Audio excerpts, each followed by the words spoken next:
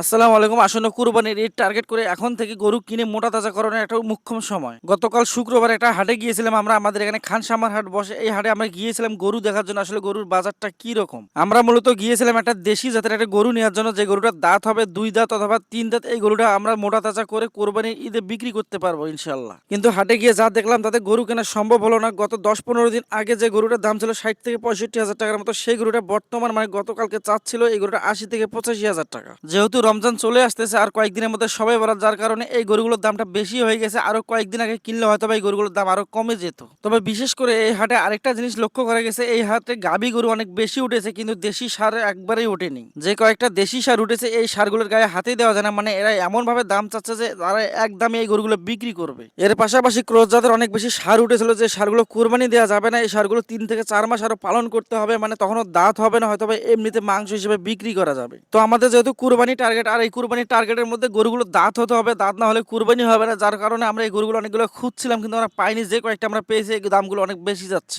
তো আলহামদুলিল্লাহ আগামীকাল থেকে আরো ২-৩টা হাট আছে, এই হাটগুলোর মধ্যে আমরা যাবো। আমরা যদি দেশি গরু পাই তাহলে ইনশাল্লাহ নিয়ে আসবো। এর মধ্যে যদি আমরা না পাই সেটাও আপনার বলে দিব ইনশাল্লাহ। কিন্তু আরেকটা বিষয় হচ্ছে, আমরা যদি দেশি গরু না পাই, মানে আমাদের যে বাজেট রয়েছে বাজেটের মধ্যে যদি আমাদের না হয়, তাহলে আমরা একটা ক্রস জাতের সার নিয়ে আসবো। এই সারটা আমরা পরবর্তীতে দেখানোর চেষ্টা করবো অন্য ভিডিওতে। তো আমাদের জন্য দোয়া করবেন। আসসালামু আলাইকুম রহমতুল্লাহ।